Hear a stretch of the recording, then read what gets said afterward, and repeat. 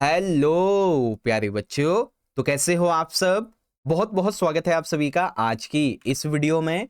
और प्यारे बच्चों, आज की ये एक स्पेशल और highly most demanded video class 11th का आपका इकोनॉमिक्स यानी कि अर्थशास्त्र का जो सब्जेक्ट है बच्चों, इसी के एनुअल एग्जाम यानी कि फाइनल के एग्जाम के लिए बहुत ज्यादा इंपॉर्टेंट वीडियो होने वाली है। जी हाँ बच्चों, क्योंकि जैसा कि आप सभी को पता है कि आज आज यानी कि जो बच्चे मॉर्निंग शिफ्ट के हैं इनका 12 मार्च को, जो कि आज है, ठीक है। और कल यानी कि जो बच्चे इवनिंग शिफ्ट के हैं इनका 13 मार्च को आपका इकोनॉमिक्स का जो फाइनल एग्जाम है, एनुअल एग्जाम वार्षिक पेपर जो होने वाला है, इसी के सेशन के लिए, इसी के एग्जाम के लिए आपकी जो प्रिपरेशन है, आपकी जो प्रैक्टिस है, इसको और बेहतर बनाते हुए आज के सेशन में हम डिस्कस करेंगे बच्चों एक मोस्ट इंपॉर्टेंट पीवाईक्यू कह लीजिए या सैंपल पेपर कह लीजिए, इसी के सॉल्यूशन के बारे में। और पता है बच्चों, आज का ये सेशन आपके लिए काफी ज्यादा इंपॉर्टेंट होने वाला है, क्योंकि हम जो भी क्वेश्चन, ठीक है, जो भी क्वेश्चन इस सैंपल पेपर में डिस्कस करने वाले हैं वो सारे के सारे क्वेश्चंस काफी ज्यादा इंपॉर्टेंट हैं, सिलेक्टेड हैं, रिपीटेड क्वेश्चंस है बच्चों, जो कि ऑलरेडी कई साल एग्जाम्स में पूछे जा चुके हैं। तो वहां से चुन के क्वेश्चन लाए हैं हम आपके लिए, ठीक है। तो डेफिनेटली ये वीडियो आपके लिए काफी ज्यादा हेल्पफुल रहेगी अगर आप इसको बिल्कुल एंड तक देख लेते हो बच्चों, ठीक है। बात करें पेपर के पैटर्न की, तो जिस तरीके से आपके पास में सिलेबस में 2 किताबें हैं, वैसे ही 2 खंड हैं आपके। एक अर्थशास्त्र में सांख्यिकी है और एक आपका व्यष्टि अर्थशास्त्र है। इंग्लिश में देखें तो सेक्शन ए आपका स्टैटिस्टिक्स फॉर इकोनॉमिक्स रहेगा और सेक्शन बी माइक्रो इकोनॉमिक्स का रहेगा। अब बात करें क्वेश्चन की कि क्वेश्चन कैसे होंगे, तो पेपर में टोटल आपके 20 एमसीक्यू हैं, यानी कि 10 एमसीक्यू सेक्शन ए के अंदर है, 10 एमसीक्यू सेक्शन बी के अंदर है। 4 आपके क्वेश्चन होंगे 3 नंबर के, यानी कि 3 मार्क्स के टोटल 3 क्वेश्चन सेक्शन ए में, मतलब 2 क्वेश्चन है, और 3 मार्क्स के टोटल 2 क्वेश्चन सेक्शन बी में। फिर आपके 6 क्वेश्चन हैं यहाँ पे 4 मार्क्स के, यानी कि 4 मार्क्स के 3 सेक्शन ए में, 4 मार्क्स के 3 सेक्शन बी में। और फिर 4 है आपके लॉन्ग क्वेश्चन 6 मार्क्स के, यानी कि 6 मार्क्स के 2 सेक्शन ए के अंदर और 6 मार्क्स के 2 सेक्शन बी के अंदर। ओके, तो आपको समझ में आ गया क्वेश्चन कैसे बटे होंगे। अब देखो, ये जो हमारी आज की वीडियो है, ये हमारे इस पेपर के पार्ट 1 की वीडियो रहने वाली है। और इस पार्ट 1 के अंदर हम अपना जो खंड नंबर आ है, या फिर यूं कहें कि सेक्शन ए जो है, ये कवर करेंगे, ठीक है। अर्थशास्त्र में सांख्यिकी यानी कि स्टैटिस्टिक्स फॉर इकोनॉमिक्स। बाकी आपकी जो ये सेकंड वाला जो खंड बचेगा, सेक्शन बी बचेगा, इसके लिए अलग से मैं पार्ट 2 का वीडियो बना दूंगा बच्चों। पार्ट 2 के वीडियो का लिंक देखो डिस्क्रिप्शन में भी आपको मिल जाएगा, ठीक है। साथ ही साथ यहाँ पे आई बटन में भी आप चेक कर सकते हो, यहाँ पे भी मैं अटैच कर दूंगा, ठीक है बच्चों। और साथ ही साथ बच्चों, ये वीडियो हिंदी मीडियम के बच्चों के लिए तो है ही, साथ ही साथ इंग्लिश मीडियम में भी आपको हम क्वेश्चन का आंसर जरूर दिखा देंगे, जिससे कि आप भी प्रैक्टिस कर पाओगे, ठीक है। तो चलो बच्चों, रेडी हो जाओ आज के पेपर की तैयारी के लिए। और हाँ, आप सभी बच्चों को आज आपका जो पेपर होने वाला है और जिन बच्चों का कल होगा, सभी को मेरी तरफ से आपके एग्जाम के लिए wish you very very all the best. अच्छे से एग्जाम करना है बच्चों, आप सभी ने अच्छी तैयारी आपकी ऑलरेडी करवा दी है। 1-2 और आपके पेपर को चाहिए थे आपको एक प्रिपरेशन करने के लिए, तो वो भी आपको प्रोवाइड करवा दिए हमने, ठीक है। तो चलो बच्चों, स्टार्ट करते हैं आज के अपने इस पेपर के पार्ट 1 की वीडियो को। तो चलिए शुरू करते हैं। आ जाइए, आगे बढ़ते हैं। देखिए, इस पेपर का जिस सेक्शन को हमें आज डिस्कस करना है वो है हमारा सेक्शन नंबर ए, 40 मार्क्स का, अर्थशास्त्र में सांख्यिकी, बोले तो स्टैटिस्टिक्स फॉर इकोनॉमिक्स। ओके, आइए ध्यान से समझते हैं। देखिए, क्वेश्चन नंबर पहला जो है, इसको शुरुआत करने से पहले ध्यान से देखो। पेपर में जो है वो आपके पहले तो 10 एमसीक्यूज आएंगे, ठीक है, लेकिन मैंने क्या किया है, पैटर्न को थोड़ा बदल दिया है। इसमें मैंने 12 एमसीक्यू ले लिए, यानी कि 2 चॉइस भी ले लिए हैं, ताकि आपको 2 एमसीक्यू एक्स्ट्रा समझा सकूं, ठीक है। अब आप सभी बच्चे इन एमसीक्यू क्वेश्चन का जो आंसर है, मेरे द्वारा आंसर बताए जाने से पहले अपने मन ही मन, अपने दिमाग में ये गैस करना कि सर ये क्वेश्चन पढ़ रहे हैं और मेरे हिसाब से इसका जो है ना ये आंसर हो सकता है। फिर मैं जो बताऊंगा उससे मैच करना और फिर देखना कि आपने कितनी तैयारी कर रखी है। ओके, इससे पता है क्या होगा, अगर आप गलत भी बताओगे ना तो आपको याद रह जाएगा, अच्छा सर ने इसका ये सही बताया था, मैंने गलत बताया था, तो ऐसा ना छवि बन जाती है, याद रह जाता है। ओके, चलिए पहला क्वेश्चन क्या कहता है, कथन है। तो कथन एक हमारा क्या कहता है कि वस्तुओं या फिर इकाइयों का वर्गीकरण हमारे मूल्यवान समय और प्रयास को बचाता है। बिल्कुल ठीक है, जब हम वस्तुओं का या फिर इकाइयों को डिवाइड कर देते हैं तो ये हमारे समय को और हमारी जो मेहनत है उसको कम कर देता है। बिल्कुल ठीक है। कथन दो क्या कहता है कि वर्गीकरण जो है वो कुछ मानदंडों के आधार पर कुछ समूहों या फिर वर्गों में इकाइयों को व्यवस्थित या समूहित करना होता है। तो यानी कि वर्गीकरण जो है वो क्या है, बेसिकली कुछ मानदंडों के आधार पे समूहों या फिर वर्गों की जो इकाइयां होती हैं इनको व्यवस्थित करना होता है। बिल्कुल ठीक है। तो यहाँ पे हम क्या बोलेंगे, कथन एक भी सही है और दूसरा भी सही है, तो ऑप्शन ए वाला दोनों कथन 1 और 2 ये दोनों सत्य हैं। ठीक है, अब इसी प्रकार से आपका इंग्लिश में आ जाता है। स्टेटमेंट 1 क्या कहती है कि क्लासिफिकेशन ऑफ आइटम्स और units saves our valuable time and efforts, right है। स्टेटमेंट 2 कहती है कि क्लासिफिकेशन इज अरेंजिंग और ग्रुपिंग यूनिट्स इनटू ग्रुप्स और classes on the basis of certain criteria, तो यहां पे आपका बोथ राइट है। ओके, यानी कि ए वाला। चलिए सेकंड क्वेश्चन ध्यान से समझिए, निम्नलिखित में से कौन सी गैर आर्थिक क्रिया नहीं है, यानी कि इनमें से ऐसी कौन सी क्रिया जो कि गैर आर्थिक नहीं है, तो ध्यान से देखो। पिता के द्वारा बच्चे को दी गई देखभाल, बिल्कुल है। एक माँ के द्वारा किए गए घर के काम, बिल्कुल है। नेक काम के लिए रक्तदान, बिल्कुल है। लेकिन अस्पताल में डॉक्टर के द्वारा दी गई सेवाएं, ये आर्थिक क्रिया है। ठीक है, ये एक आर्थिक क्रिया है, बाकी नहीं है। तो विच of the following is not a non economic activity, it is service provided by doctor in hospital. Question number 3 ध्यान से देखो, त्वरण के माध्यम से निम्न का मान ज्ञात किया जा सकता है। तो त्वरण के माध्यम से हम किसको मापते हैं, माध्य को मापते हैं, माध्यिका को, या फिर बहुलक को। इन तीनों में से किसी एक को मापते हैं, तो किसको मापते हैं भाई त्वरण के माध्यम से, वो होता है बच्चों माध्यिका। बी वाला ऑप्शन आपका राइट है। ठीक है, उसके बाद अथवा क्या है, माध्यिका बेसिकली एक वह औसत है जो कि किसी भी श्रृंखला को कुछ बराबर भागों में डिवाइड कर देता है। तो सिंपल सी बात है, माध्यिका जो है किसी भी श्रृंखला को कितने पार्ट में डिवाइड करती है बच्चों, 4 में, 2 में, 3 में, 5 में। तो आपने पढ़ा ही है कितने में डिवाइड करती है, देखते हैं कितने बच्चों को पता है, सोचो क्या आंसर होगा इसका। कितने होंगे, 2 हो जाएंगे। कितने में पार्ट में डिवाइड करती है, 2 में डिवाइड करती है। ठीक है, इसी प्रकार से इंग्लिश में है, the value of following can be determined through ऑयलॉन, it is median, and median in average that divides the series into 2 equal parts।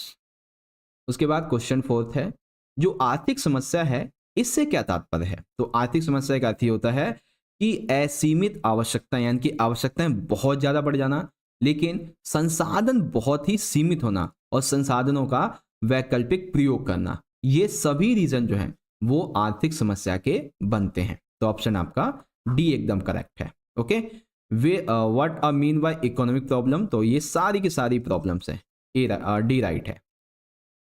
अब ध्यान से देखो, जो प्राथमिक आंकड़े होते हैं, ठीक है, इनको एकत्रित करने की विधि नहीं है। चलिए आपसे मैं क्वेश्चन पूछता हूं बच्चों, सारे बच्चे मुझे कमेंट बॉक्स में बताएंगे इसका आंसर, कि जो प्राथमिक आंकड़े होते हैं, ठीक है, इनको प्राप्त करने का जो स्रोत है वो क्या होता है।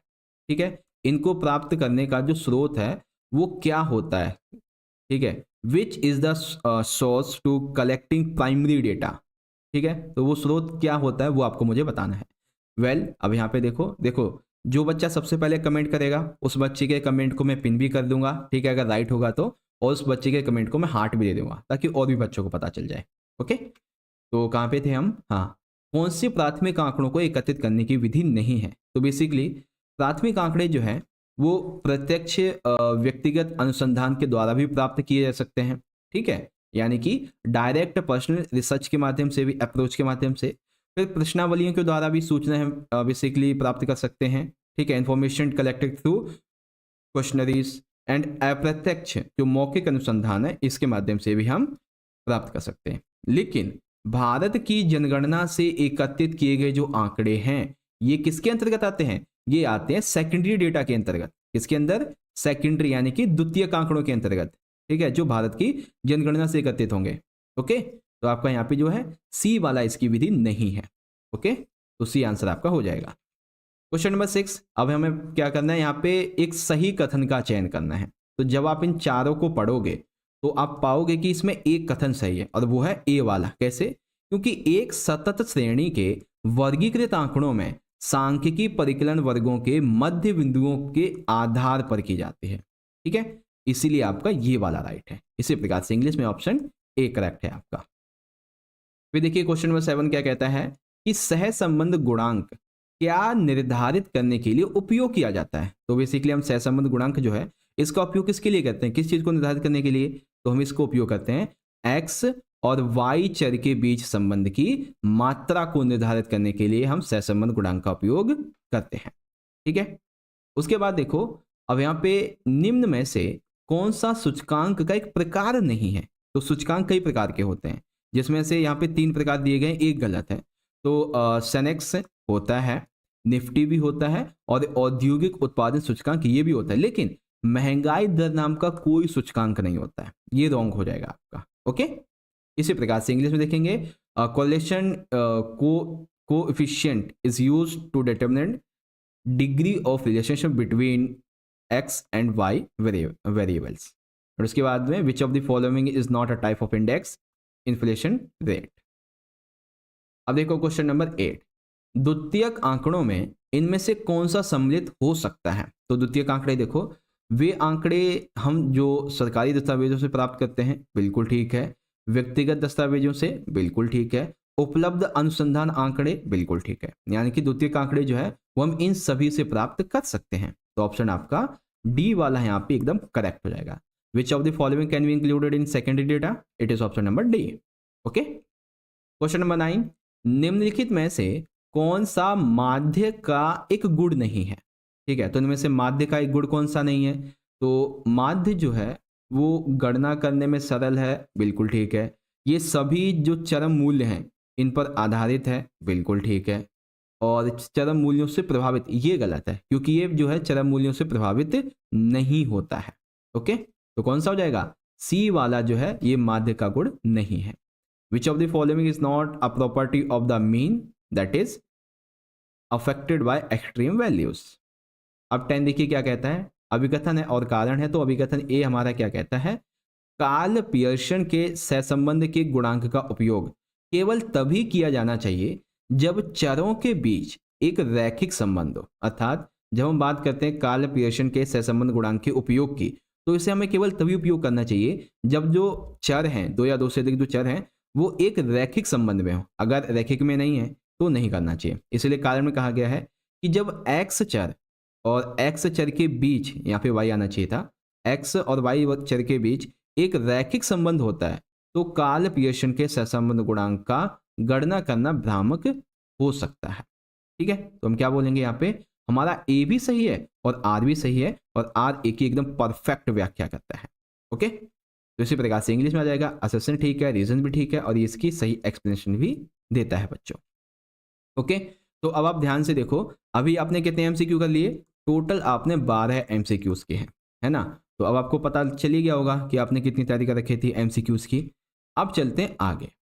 अब है क्वेश्चन नंबर हमारा यहाँ पे 11, जो कि 3 नंबर का। तो यहाँ पे हम बात कर रहे थे अपने क्वेश्चन की, जो कि क्वेश्चन नंबर 11 था, अर्थशास्त्र में सांख्यिकी के महत्व को उजागर कीजिए। तो सांख्यिकी का क्या महत्व, स्टैटिक्स की क्या इंपॉर्टेंस है इकोनॉमिक्स में। तो देखो, अनेक आर्थिक समस्याओं को सांख्यिकी की सहायता से समझा जा सकता है, और यह आर्थिक जो नीतियां होती हैं इसके निर्माण में सहायक होता है। तो दो इंपॉर्टेंस तो यही होगी, कौन सी, अनेक प्रकार की आर्थिक समस्याओं को सांख्यिकी की सहायता से समझा जाना, ठीक है। दूसरी, जो सांख्यिकी होती है इसके माध्यम से आर्थिक जो नीतियां होती हैं इसको निर्मित किया जा सकता है। ओके, अब इसको थोड़ा सा और बड़ा करके समझते हैं।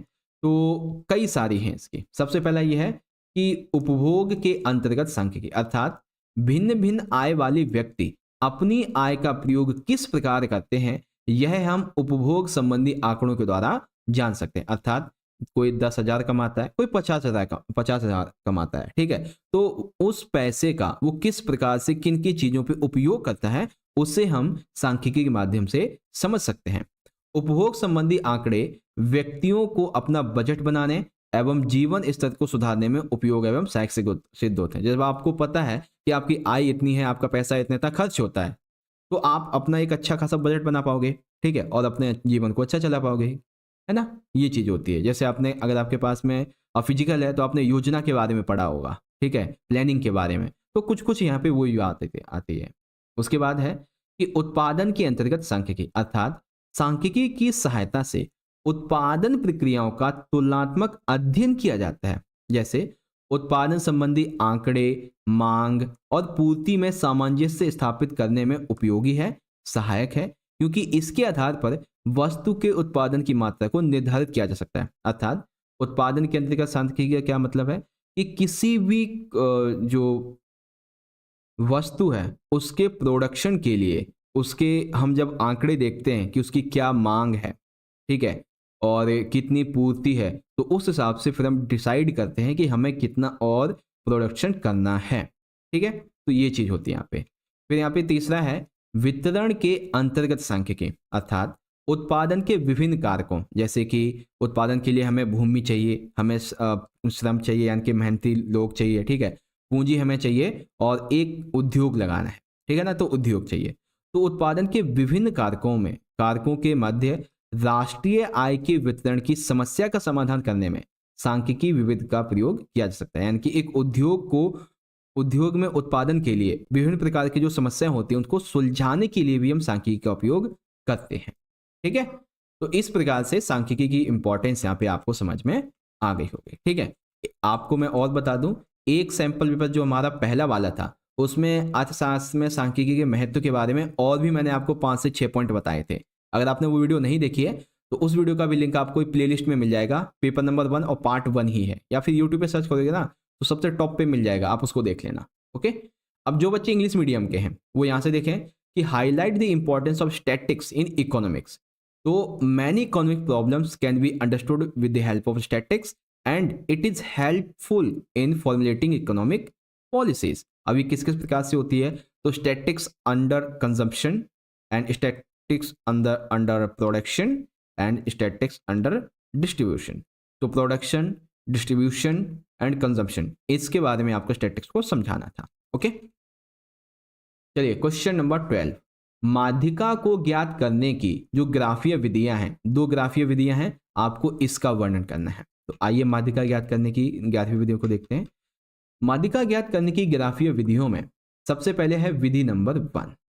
ये कम से अधिक की विधि है, अर्थात कम से अधिक की विधि। सबसे पहले श्रेणी को से कम या फिर से अधिक वितरण में बदला जाता है। उसके बाद आंकड़ों को ग्राफ में प्रदर्शित करते हैं। श्रृंखला की 6वां पद निर्धारित करके गा अक्ष पर लंब डाला जाता है। उसके बाद माध्यिका हम ज्ञात कर सकते हैं। अब ये जो आपको मैंने ये बात बताई विधि 1 की, कहाँ से कम या फिर से अधिक, तो इसको करना कैसे होता है, तो यहाँ पे देखो, एक ये रहा आपका से कम वाला और ये रहा से अधिक वाला। तो से कम के लिए जो आपको मैंने यहाँ पे बताया कि आंकड़े जो है उन्हें ग्राफ में प्रदर्शित करते हैं। पहले वितरण देख लेते हैं, से कम में करना है, से अधिक में करना है, ठीक है। उसके बाद फिर आंकड़ों को हम इस प्रकार से दर्शाते हैं, ओके। लंब किस पर डाला जाता है, गा पर डाला जाता है।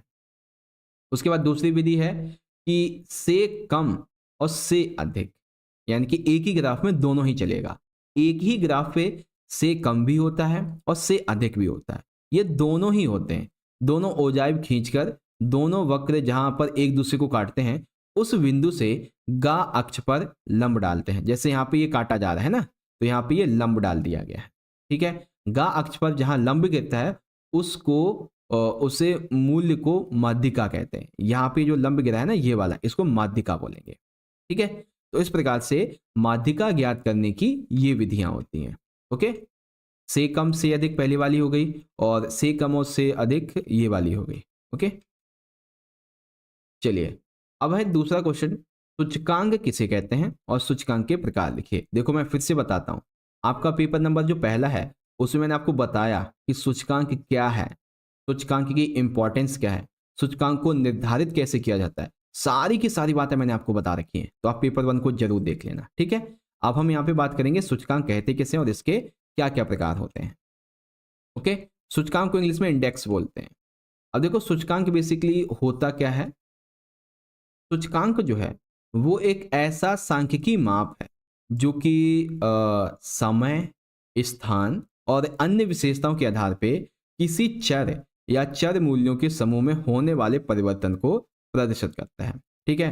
तो सूचकांक क्या है, बेसिकली इंडेक्स क्या होता है, ये एक सांख्यिकी माप जैसा होता है जो कि समय, स्थान या फिर किसी अन्य विशेषता के आधार पे जो भी परिवर्तन होता है चरों में उसको दर्शाता है ना। अब ये 2 प्रकार का होता है, कौन कौन सा, एक होता है कीमत सूचकांक और एक होता है मात्रात्मक सूचकांक। क्या क्या होता है, कीमत, यह एक निश्चित समय अवधि में कीमतों में होने वाले परिवर्तन को मापता है, ठीक है। एक ईयर मान लेते हैं कि 2023 से 2024 की जनवरी, ठीक है ना, 2023 और 2024 की जनवरी, ठीक है, 1 साल हो गया पूरा, ये एक निश्चित अवधि हो गई। इस निश्चित अवधि में किसी भी वस्तु की जो कीमत थी उसमें जो परिवर्तन हुआ है उसको हम कीमत सूचकांक बोलते हैं।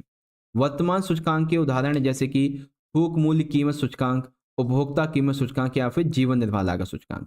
ओके, फिर मात्रात्मक आते हैं। जैसा कि नाम से स्पष्ट है, यह उत्पादित या उपभोग वस्तुओं की मात्रा में परिवर्तन की माप है, अर्थात किसी एक निश्चित समय अवधि में कंज्यूमर के द्वारा जो भी कंज्यूमर हो गया और जो प्रोडक्शन करता हो गए, इनके द्वारा क्या उत्पादित किया जा रहा है और क्या उपभोग किया जा रहा है, उसकी जो मात्रा का माप है उसे मात्रात्मक सूचकांक बोलते हैं। ठीक है, अब सूचकांक के माध्यम से बहुत सारी जो हमारी आर्थिक नीतियां वगैरह होती हैं, इन सभी को भी तैयार किया जा सकता है। ठीक है, तो ये चीजें हैं। आई होप आप समझ गए होंगे। तो क्वेश्चन आपका 12 हो गया यहाँ पे। अब जो बच्चे इंग्लिश मीडियम के हैं तो एक सेकंड, अच्छा सूचकांक के प्रकार तो और भी हैं, वही तो मैं कहूँ, यहाँ पे 2 तो नहीं थे, मैंने 4 पढ़े थे। ठीक है, अब देखो यहाँ पे मूल्य सूचकांक क्या होता है, तो इसके अंतर्गत उत्पादित या फिर जो आयातित या फिर निर्मित वस्तुओं के मौद्रिक मूल्य में परिवर्तन की तुलनात्मक माप की जाती है। तो मूल्य सूचकांक क्या हो गया कि किसी भी वस्तु के उत्पादन में, उसके आने में या फिर जाने में, आने जाने मतलब इंपोर्ट और एक्सपोर्ट जो होता है ना, इसमें जो परिवर्तन होता है मुद्रा में, उसको तुलनात्मक माप को बोलते हैं। फिर थोक कीमत सूचकांक है WPI, इसके अंतर्गत उत्पादन की गई वस्तुओं के थोक मूल्यों में होने वाले परिवर्तनों का अध्ययन किया जाता है। अर्थात मान लेते वस्तु जो उत्पादित की गई है, अब उसको बेचा जा रहा है, तो बेचते टाइम किस में बेचते हैं, थोक में बेचते हैं बड़े बड़े विक्रेता जो है। तो थोक में जो मूल्य में परिवर्तन हुआ है उसी को थोक कीमत सूचकांक बोला जाता है। ठीक है, और ये भी बेसिकली ईयर के हिसाब से ही होता है, किसी एक निश्चित समय अवधि में। ओके बच्चों, चलिए अब आते हैं इंग्लिश में। Describe graphical methods of the finding median. तो इसमें है एक तो two less than greater method, method number 1, फिर less than and more than. तो ये आपका यहाँ से आ जाता है, ये 2 बेसिकली यहाँ नहीं आएगा, यहाँ पे आएगा ये 2। ओके, तो पहले के लिए आपका ये है और दूसरे के लिए आपका ये वाला है। इसी प्रकार से इंग्लिश में था कि इंडेक्स क्या होता है और टाइप्स ऑफ इंडेक्स क्या होता है। तो इंडेक्स के बारे में आप यहाँ से पढ़िए, एंड फिर प्राइस इंडेक्स के बारे में आप बताएंगे, क्वांटिटेटिव इंडेक्स के बारे में बताएंगे। ठीक है, एक और प्राइस मतलब ये दूसरा वाला है, फिर होलसेल प्राइस इंडेक्स के बारे में आप बता देंगे। ओके, अब क्वेश्चन नंबर 13 ध्यान से देखो। सारणीयन प्रस्तुतिकरण किसे कहते हैं और एक अच्छी तालिका के निर्माण के लिए आवश्यक दिशा निर्देश बताइए। मैंने आपको बताया था एक पेपर में कि ग्राफ कैसे बनाया जाता है, इसके दिशा निर्देश, इसके लाभ क्या क्या होते हैं, इसकी हानियां क्या क्या होती हैं, सारी चीजें आपको मैंने बताई थी। ओके, अच्छा एक चीज मैं आपसे पूछना चाहता हूँ बच्चों कि क्या आपको एक ऐसी वीडियो चाहिए जिसमें आपके जो मैंने 3 सैंपल क्वेश्चन पेपर आपको करवाए हैं, ठीक है, इसके मैं एक तकरीबन 1 से लेके तकरीबन 1.5 घंटे की एक ऐसी वीडियो बनाऊं जिसमें सारे के सारे आपके 3 सैंपल पेपर हैं, इनके क्वेश्चंस का हम रिवीजन कर लें एक बार। ठीक है, ताकि आपका भी रिवीजन हो जाएगा और जिसने नहीं पढ़ा होगा तो उसे समझ में भी आ जाएगा। ठीक है, अगर आपको ऐसी वीडियो चाहिए तो सारे के सारे बच्चे जितना ज़्यादा हो सके कमेंट करो। ठीक है, सारे के सारे बच्चे जितना ज़्यादा हो सके कमेंट करो अगर आपको 3 sample question paper in 1 video चाहिए। ठीक है, जिसमें हम रिवीजन कर लें और एक बार देख भी लें कि कितनी तैयारी और हो रखी है। अगर आपको चाहिए वीडियो तो कमेंट करो। ओके, चलिए तो वापस से चलते क्वेश्चन पे। तो क्वेश्चन क्या था हमारा, सारणीय प्रस्तुतिकरण कहते किसे थे। ठीक है, और एक अच्छी तालिका के निर्माण के लिए इसके आवश्यक दिशा निर्देश बताओ। तो सारणीय प्रस्तुतिकरण, और ध्यान रखिए 13वां क्वेश्चन, 14वां क्वेश्चन और 15वां क्वेश्चन, ये आपके 4 नंबर के क्वेश्चन हैं। ओके, सारणीय प्रस्तुतिकरण ध्यान से देखो। सारणीय प्रस्तुतिकरण में आंकड़ों को स्तंभों और पंक्तियों दोनों के रूप में प्रस्तुत किया जाता है। इस विधि का लाभ ये होता है कि यह आंकड़ों को पुनः सांख्यिकी व्यवहार और निर्णय प्रक्रिया के लिए व्यवस्थित करता है। सारणी निर्माण के लिए आवश्यक ये है कि एक अच्छी सारणी के भागों को जाना जाए जिसके व्यवस्थित क्रमबद्ध तरीके से सारणी का निर्माण हो सके। यानी कि अगर हमें कोई सारणी बनानी है तो हमें उसकी प्रत्येक भाग को अच्छे से समझना चाहिए। ठीक है, सारणी निर्माण की सबसे सरल प्रक्रिया आंकड़ों को स्तंभों और पंक्तियों में कुछ व्याख्यात्मक नोट के साथ में प्रस्तुत करना होता है। जैसे ग्राफी हम बनाते हैं ना, ग्राफ जैसे, वैसे ही सारणीय प्रस्तुतिकरण हमें करना पड़ता है। अब एक अच्छी तालिका, यानी कि एक अच्छा ये जो तालिका होता है टेबल जैसा, इसको बनाने के लिए आवश्यक दिशा निर्देश क्या है? तो सबसे पहला ये है कि एक आदर्श आकार, यानी कि आप जो है एक अच्छी सी टेबल बनाओ। ठीक है, एक सेकेंड, देखो ड्राइंग पे मत जाना। तो इस प्रकार से क्या करो, आप एक अच्छी सी टेबल बना लो। ठीक है, मैं भी बनाता हूँ, देखो ऐसे करके मानते मैं इस प्रकार की बना लेता हूँ।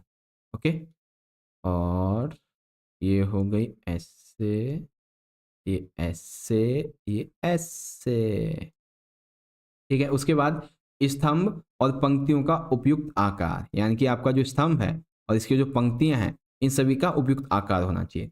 ओवरलैपिंग के बिना, यानी कि जो वर्डिंग है वो लाइनों पे ना हो, ऐसा ध्यान रखें। बड़ी संख्याओं का सन्निकटन कीजिए। स्वयं व्याख्यात्मक तुलनीय होना चाहिए और एक तालिका के सभी भाग होने चाहिए। एक तालिका के लिए जो सभी भाग होते हैं जैसे सीरियल नंबर हो गया और भी जो होते हैं सब कुछ एक उसमें होना चाहिए। ठीक है, तब जाके एक तालिका अच्छी बनती है बच्चों। तो सारणीय प्रस्तुतिकरण क्या है अब आप समझ गए, और तालिका के निर्माण के लिए जो बातें बताई थी। अब इंग्लिश में देखते हैं, what is tabular presentation and right essential guidelines for making a good table.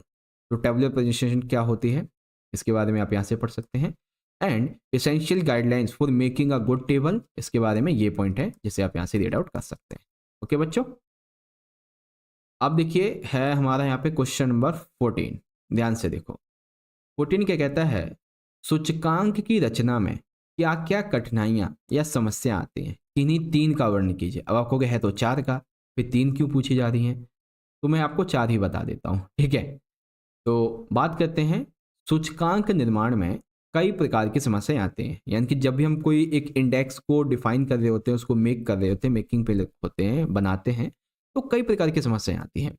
सबसे पहले तो ये आती है कि इस इंडेक्स का पर्पस क्या है, सूचकांक का उद्देश्य क्या है। क्यों भाई, क्योंकि विभिन्न सूचकांक अलग अलग उद्देश्यों की पूर्ति करता है। अतः सूचकांक निर्माण से पूर्व हमें यह सुनिश्चित करना आवश्यक हो जाता है कि हमें जो भी इंडेक्स बनाना है वो किस उद्देश्य के सूचकांक से बनाया जा रहा है। जैसे हम मानते हैं हमें सीपीआई बनाना है, कंज्यूमर प्रोडक्शन क्या बोलते हैं प्राइस इंडेक्स है, ये बनाना है हमें, तो हमें ये भी देखना है कि वो हम बना क्यों रहे हैं।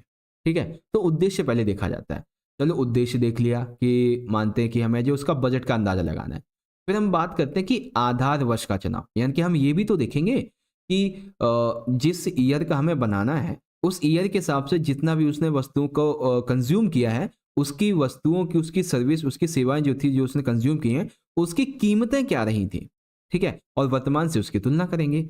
यह वर्ष सामान्य वर्ष होना चाहिए जिसमें सामान्य कीमत स्तर ना तो बहुत अधिक रही हो ना तो बहुत ही कम रही हो, अतः इसका निर्धारण बहुत सावधानी से किया जाता है। फिर है वस्तुओं एवं सेवाओं का चुनाव। इंडेक्स सूचकांक के निर्माण में किन किन वस्तुओं, किन किन सेवाओं को शामिल किया है, इसका निर्धारण भी एक महत्वपूर्ण पहलू है। जब हम इंडेक्स बनाते हैं तो हम ये देखते हैं कि हमें कौन सी वस्तु, कौन सी सेवा को इंडेक्स में लेना है। इसलिए यह आवश्यक है कि सूचकांक के उद्देश्य को ध्यान में रखें। हमारा जो उद्देश्य जैसे बजट है, तो बजट के लिए हम उसकी आय और उसके खर्च पे ध्यान देंगे केवल। ठीक है, बाकी रिलेशन वगैरह इस पे ध्यान नहीं देंगे। वहीं अगर बात होती किसी और की तो हम उस पर भी ध्यान देते, तो इसीलिए केवल जो हमारा उद्देश्य हो गया ना उसी के आधार पर हम ध्यान देंगे। उसके बाद वस्तुओं एवं सेवाओं का हम फिर चुनाव करेंगे। फिर आता है विधि का चुनाव। सब कुछ रेडी हो गया कि चलिए अब हमें हमारा उद्देश्य सामने आ चुका है, हमने ईयर भी देख लिया है और हमने वस्तुओं सेवाओं का चयन कर लिया। अब बारी ये आती है कि हम किस विधि को चुनेंगे। तो सूचकांक निर्माण करने की 2 विधियां होती हैं, मेनली जो है बताई गई हैं आपकी किताब में। तो उनमें से हम किसी एक विधि को चुनें। अब कैसे चुनना है ये भी एक सबसे बड़ी समस्या निकल के आ जाती है। ठीक है, तो ये बातें थी। आई होप बच्चों आप समझ गए होंगे बढ़िया तरीके से। अब इसमें दूसरा क्वेश्चन देखो क्या है, आंकड़ों के वर्गीकरण के विभिन्न तरीकों और विधियों की व्याख्या कीजिए। अर्थात आंकड़ों के जो वर्गीकरण है इसकी 2 विधियां हैं, 2 तरीके हैं, वो आपको यहाँ पे बताने हैं। ओके, एक सेकेंड, नहीं अच्छा प्रकार है ये, हाँ ठीक है, 2 नहीं है बल्कि 4 हैं इसके प्रकार। वही तो कहूँ क्वेश्चन तो 4 का, 2 कैसे हो सकते हैं। देखो, अपरिष्कृत आंकड़ों को विभिन्न तरीकों से वर्गीकृत किया जाता है जो अध्ययन के उद्देश्य पर निर्भर करता है। यानी कि जो आंकड़े अभी व्यवस्थित रूप से अभी नहीं लिखे गए हैं, ठीक है, उनको अभी व्यवस्थित नहीं किया गया है, ऐसे आंकड़ों को विभिन्न तरीकों से वर्गीकृत किया जा सकता है। ठीक है, अब वो तरीके क्या क्या हैं ध्यान से देखो। वर्गीकरण के निम्न प्रकार हो सकते हैं। एक तो है कालानुक्रमिक, स्थानिक, गुणात्मक और मात्रात्मक। तो एक एक करके सारी चीजें समझते हैं। सबसे पहले कालानुक्रमिक। इस प्रकार के वर्गीकरण में आंकड़ों को समय के संदर्भ, जैसे एक वर्ष, तिमाही यानी कि 3 महीने, छमाही यानी कि 6 महीने, मासिक यानी कि 1 महीने, साप्ताहिक यानी कि 1 वीक आदि के रूप में आरोही या फिर अवरोही क्रम में वर्गीकृत किया जा सकता है। ठीक है, तो वर्गीकरण का सबसे पहला पार्ट क्या हो गया? कालानुक्रमिक, यानी कि समय के हिसाब से एक पूरे 1 साल का, 6 महीने का, 3 महीने का, 1 महीने का या फिर 7 दिन का, इसको घटते हुए या फिर बढ़ते हुए किसी भी क्रम में लिख सकते हैं। ठीक है, दूसरा है वर्गीकरण स्थानिक वर्गीकरण। अब ये बेसिकली किसी एक समय पीरियड में भौगोलिक स्थितियों पर आधारित होते हैं, जैसे कि किसी एक देश का, ठीक है, उस देश के राज्यों का, ठीक है, उस राज्य के छोटे छोटे शहरों का, हर शहर के जिलों का और जिलों के कस्बों का। इस प्रकार से जो अनुसरण है वो कहलाता है स्थानिक वर्गीकरण। ठीक है, फिर तीसरा है बच्चों गुणात्मक। ये ऐसी विशेषताएं हैं जैसे कि राष्ट्रीयता, साक्षरता, धर्म, लिंग, विवाह, इन सभी को हम गुण कहते हैं। और क्या गुणों को कभी मापा जा सकता है? क्या जो हमारी प्रेम भावना है देश के लिए, क्या जो हमारी एजुकेशन है, क्या जो हमारा धर्म है, क्या जो हमारा वैवाहिक जीवन है, इसे मापा जा सकता है? नहीं मापा जा सकता। क्यों भाई? क्योंकि ये गुण हैं।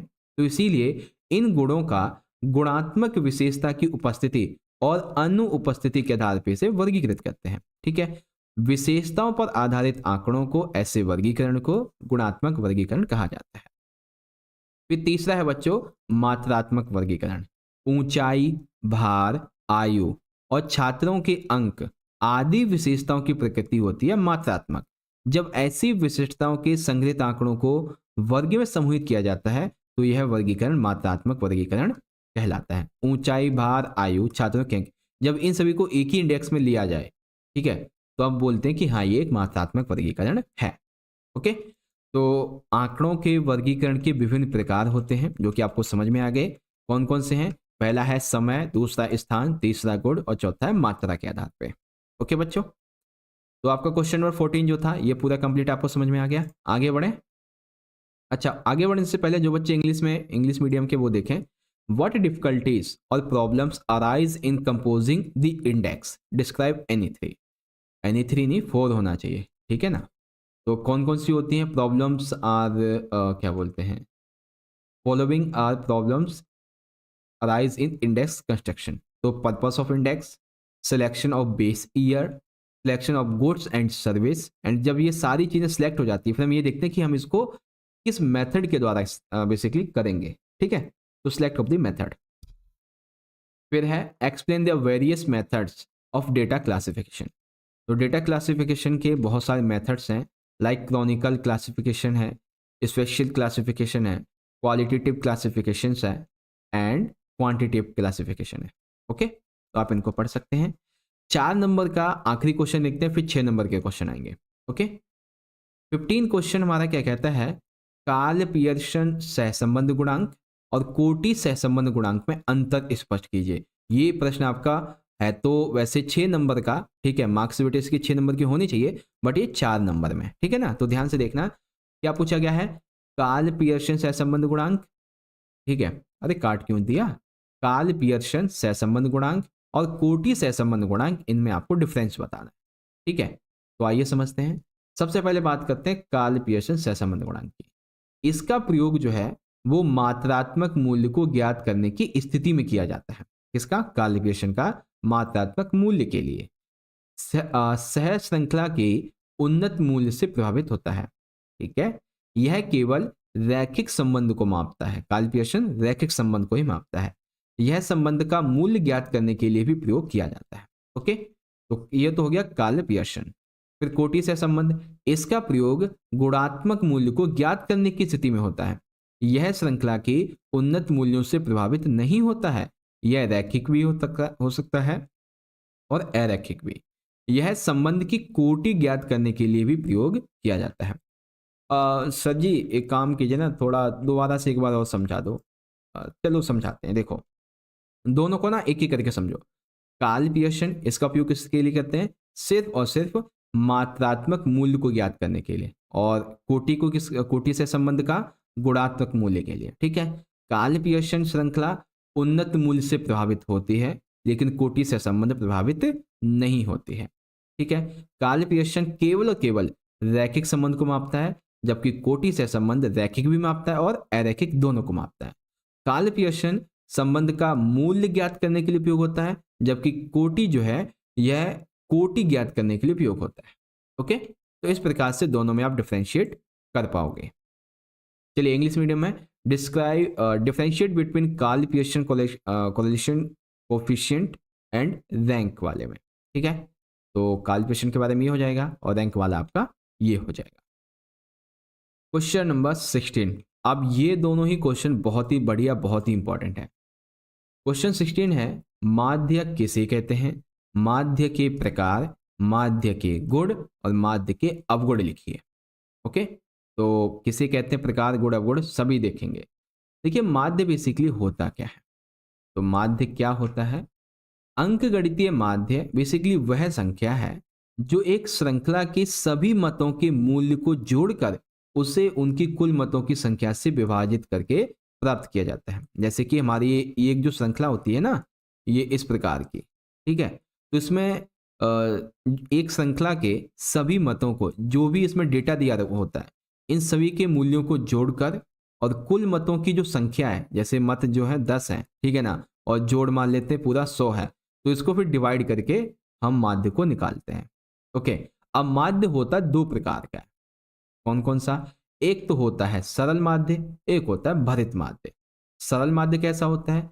जब किसी श्रेणी की सभी वस्तुओं का एक समान महत्व दिया जाता है तो इसे सरल माध्य बोलते हैं। यानी कि जो डेटा है वो इक्वल होता है, तब हम बोलते हैं अरे ये तो बहुत ही सरल है। और एक भारित होता है जब एक श्रृंखला की विभिन्न वस्तुओं को उनके सापेक्ष महत्व के अनुसार अलग अलग भार दिया जाए, यानी कि अलग अलग डेटा दिया जाए, तब इसको भारित माध्य कहा जाता है। ठीक है, तो ये माध्य के आपके दो प्रकार हो गए। अब है माध्य का गुण। तो माध्य के क्या क्या गुण होते हैं भाई, इसे भी देख लो। माध्य का सबसे पहला गुण तो ये है भाई कि माध्य की गणना करना बहुत ही आसान होता है। ठीक है, माध्य का जो मान है ये एक निश्चित मान होता है और यह सभी मूल्यों पर आधारित होता है, साथ ही इसकी तुलना करना बहुत ही सरल होता है। ठीक है, तो ये माध्य के गुण हो गए। वहीं जैसे एक सिक्के के दो पहलू हैं, तो हाँ हमने ये माना कि माध्य की जो गणना करना है ये भी सरल है, मान निश्चित है, सभी मूल्यों पर आधारित है और तुलना करना सरल है, लेकिन वहीं इसके कुछ नेगेटिव एस्पेक्ट भी हैं।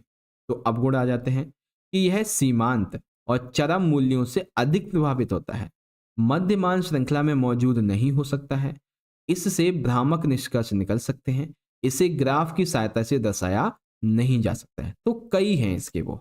ओके, तो यहाँ पे आपका ये वाला हो गया क्वेश्चन नंबर 16 बहुत अच्छे तरीके से। अब इसके दूसरे क्वेश्चन की बात करते हैं। दूसरा क्वेश्चन है जनगणना यानी कि संगणना एवं प्रतिदर्श यानी कि निर्देशन विधि में अंतर स्पष्ट करो। ध्यान से देखो, आपसे पूछा जाएगा जनगणना और जो प्रतिदर्श विधि है इसमें अंतर स्पष्ट कीजिए, या फिर संगणना और निर्देशन विधि इसमें अंतर स्पष्ट कीजिए। ठीक है, तो नाम दोनों में से कोई भी आ जाए, आंसर एक ही होगा आपका। ओके, तो सबसे पहले बात करते हैं बच्चों अपने पहले वाले की, जो कि दिया गया था जनगणना विधि, यानी कि जो कि हमारी है संगणन विधि, इसके बारे में। ओके, देखो इसमें होता यह है, इसके अंतर्गत सभी इकाइयों को सम्मिलित किया जाता है। ठीक है, जनगणना विधि में क्या होता है, सभी इकाइयों को सम्मिलित करते हैं, क्योंकि जनगणना विधि के अंतर्गत सभी इकाइयों का अध्ययन किया जाता है, इसीलिए उच्च स्तर की परिशुद्धता भी इसमें पाई जाती है, बहुत शुद्ध होता है। इस विधि में सभी इकाइयों का अध्ययन किया जाता है, इसीलिए ये बहुत ज़्यादा खर्चीली होती है। सिंपल सी बात है, बहुत सारे सब्जेक्ट को एक ही साथ पढ़ रहे हो तो उसमें खर्चा भी होगा, टाइम भी लगेगा आपका, ठीक है, बहुत सारा श्रम भी लगेगा। तो वही चीज़ यहाँ पे है कि जब हम सारी चीज़ों का अध्ययन इसमें करते हैं सभी इकाइयों का, तो ये बहुत ही खर्चीला भी होता है, पैसा बहुत लगता है, समय बहुत लगता है, और इसमें समय और श्रम सभी बहुत लगते हैं। कुछ परिस्थितियों में संगणना विधि का प्रयोग बहुत ही कठिन हो जाता है, या फिर हम कर ही नहीं सकते, जैसे कि डॉक्टर के द्वारा रोगी की खून की जांच, तो इसमें कैसे करेंगे भाई, तो यही नहीं हो सकता, ये इसकी डिफिकल्टी है। जहां समग्र इकाइयां विजातीय होती हैं वहां जनगणना विधि उपयुक्त होती है, यानी कि जहां पे सारी इकाइयां विजातीय हो जाए वहां जनगणना विधि सबसे अच्छी होती है। जहां अनुसंधान का क्षेत्र तुलनात्मक रूप से छोटा हो वहां जनगणना विधि उपयुक्त है, यानी कि जहाँ पे शोधकर्ता जो है वो ये देखे कि ये एरिया छोटा है, तो वहाँ पे इस जनगणना की विधि को उपयोग में ला सकता है, लेकिन बड़े के लिए प्रतिदर्श चाहिए होगा। ओके, तो यहीं से शुरुआत हो जाती है प्रतिदर्श विधि की। प्रतिदर्श यानी कि निर्देशन विधि। प्रतिदर्श समष्टि के चयनित किए गए एक छोटा समूह होता है जो समष्टि के गुणों का प्रतिनिधित्व करता है। इसके द्वारा समूह से संबंधित सूचनाएं प्राप्त की जा सकती हैं। ठीक है, चूंकि जो प्रतिदर्श विधि होती है इसके अंतर्गत केवल और केवल प्रतिनिधित्व इकाइयों का ही अध्ययन करते हैं, यानी कि जो इकाइयों का प्रतिनिधित्व इसमें दिया गया है हम उसी को अध्ययन करते हैं, इसीलिए इसमें कम परिशुद्धता होती है। ठीक है, यद्यपि छोटी मोटी गलतियां तो होती हैं, इसलिए त्रुटियों की पहचान जो है वो आसानी से कर सकते हैं और फिर उन्हें दूर भी कर सकते हैं। इस विधि में केवल जो प्रतिनिधित्व इकाइयां होती हैं उसी का अध्ययन करते हैं, यानी कि कुछ ही सीमित इसमें इकाइयां होती हैं, इसीलिए ये विधि कम खर्चीली होती है, कम समय और कम श्रम भी लगता है। ठीक है, जिन परिस्थितियों में संगणना विधि यानी कि जनगणना विधि का उपयोग नहीं हो पाता है वहां पे इसका उपयोग किया जाता है। ठीक है, जहां पर समग्र इकाइयां सजातीयता होती हैं वहां पर यह जो क्या बोलते हैं विधि उपयुक्त है। जहां अनुसंधान का क्षेत्र बहुत ही बड़ा हो वहां पर यह विधि ज्यादा अच्छी होती है। ठीक है, तो ये कॉन्सेप्ट था आपका इसके बारे में जो कि आपको समझ में आ गया होगा। तो जनगणना विधि के बारे में ये बातें हो गई और प्रतिदर्श के बारे में ये बातें हो गई। अब जो बच्चे इंग्लिश मीडियम के हैं वो यहाँ से देखें, what is called mean and that is types, merits and demerits. तो मीडियन बेसिकली होता क्या है, तो इसके बारे में आप यहाँ से देख सकते हैं। ठीक है, और यहाँ पे देख सकते हैं ये टाइप्स हैं इसके, और following are the properties of mean. ऊपर जो मीडियन लिखा है वो गलत है, मीन होगा वहाँ पे। ठीक है ना, माध्य बेसिकली। उसके बाद इसकी डीमेरिट्स क्या है वो आप यहाँ पे देख सकते हैं। सेकंड क्वेश्चन ये था कि आपको डिफरेंस करना था सेंस एंड सैम्पलिंग मेथड में। तो सेंस मेथड क्या होता है, इसके बारे सेंसस मेथड, इसके बारे में आप यहाँ से पढ़ सकते हैं। फिर सैम्पलिंग मेथड क्या था इसके बारे में आप यहाँ से पढ़ सकते हैं। ओके, अब जो हमने क्वेश्चन लिया है ये लिया है आपके मैथमेटिक्स के लिए। तो क्वेश्चन नंबर 17 देखिए क्या कहता है कि माध्यिका की गणना के सूत्र, अर्थात आपको माध्यिका ज्ञात करनी अब सीखनी है। ओके, तो विभिन्न सांख्यिकीय श्रृंखलाओं की माध्यिका की गणना के सूत्र। एक होती है सबसे पहले जो व्यक्तिगत श्रृंखला है, इसकी माध्यिका कैसे निकालते हैं। तो इसकी माध्यिका निकालने के लिए दिए गए आंकड़ों को आरोही या फिर अवरोही क्रम में व्यवस्थित करना होता है। ठीक है, उसके बाद में फिर हमें ये फॉर्मूला लगाते हुए इस प्रकार से उसे सॉल्व करना होता है। फिर दूसरा जो इसका सूत्र है वो होता है खंडित या फिर विविक्त श्रृंखला के लिए। ठीक है, अब वो कैसे निकालना होता है, तो ये आप इसका फॉर्मूला दे सकते हैं। फिर तीसरा होता है अखंडित व सतत श्रृंखला के लिए। अब इसको कैसे निकालना होता है, तो उसका फॉर्मूला आप यहाँ पे देख सकते हैं इस प्रकार से। ठीक है ना, और ये यहाँ पे हो जाता है कंप्लीट। ठीक है, तो इस प्रकार से आपका ये वाला पार्ट हो गया। अब यहाँ पे देखो मैंने कुछ फॉर्मूले आपके लिए लिए हुए हैं, आप इन फॉर्मूलों को याद कर लेना क्योंकि पेपर में आपसे इससे संबंधित एक 3 मार्क्स का क्वेश्चन है मैथमेटिक्स वाला, वो आएगा। अब कुछ श्रेणियां हैं, जैसे कि व्यक्तिगत श्रेणी है माध्य के लिए, ये माध्य की गणना के सूत्र हैं। खंडित विभक्ति है और अखंडित बारंबारता विचरण है। प्रत्यक्ष विधि में कैसे उपयोग होता है इनका, लघु विधि में कैसे उपयोग होता है, पद विचलन विधि में कैसे उपयोग होता है। तो सारे फॉर्मूलेस आपको एक ही वीडियो में एक ही जगह पे एक ही स्क्रीन पे एक ही बार में दिख जाएंगे, आप इसको समझ लेना अच्छे से। ठीक है, ओके, तो इस तरह से प्यारे बच्चों आप सभी ने मेरे साथ मिलकर आज की इस वीडियो में क्लास 11th के अपने इकोनॉमिक्स के फाइनल के एग्जाम के लिए जो एक इंपॉर्टेंट पीवाईक्यू है, सैंपल पेपर है, इसको यहाँ पे सॉल्व कर लिया अच्छे से। ठीक है, अब जो इसके बाद अगली वीडियो आएगी आधे घंटे में आ जाएगी बच्चों, चिंता मत करो, आधे घंटे में पार्ट 2 की वीडियो आ जाएगी। और पार्ट 2 के अंदर हम आपको खंड बा बता देंगे, यानी कि आपका जो व्यष्टि शास्त्र है, ठीक है, माइक्रो इकोनॉमिक्स का, वो हम आपको यहाँ पे बता देंगे। ठीक है, पार्ट 2 के सेशन के अंदर जो आपका ये बच गया ना खंड नंबर बा, जिसे माइक्रो इकोनॉमिक्स कहते हैं, इसको आपको पार्ट 2 में बता देंगे। ठीक है, तो बस बच्चों यही थी आज की वीडियो। अब आप सभी बच्चों को आज के ये सेशन अच्छा लगा है, अच्छे से आपकी जो प्रिपरेशन है, आपकी जो प्रैक्टिस है अगर हो गई हो, तो फटाफट से बच्चों इस वीडियो को एक प्यारा सा लाइक जरूर कर दीजिएगा, अपने सभी दोस्तों में जरूर शेयर करना ताकि वो भी देख लें, अपने एग्जाम की तैयारी कर लें। ठीक है, और चैनल पे आप पहली बार आ गए तो चैनल को सब्सक्राइब करके बेल नोटिफिकेशन को ऑल पे जरूर से सेट कर दीजिएगा। ठीक है, तो चलो बच्चों मिलते हैं आपसे नेक्स्ट सेशन में अगली वीडियो में। आप सभी को आपके एग्जाम के लिए wish you very very all the best. मिलते हैं नेक्स्ट सेशन में, बहुत बहुत धन्यवाद। जय हिंद, जय भारत, वंदे मातरम।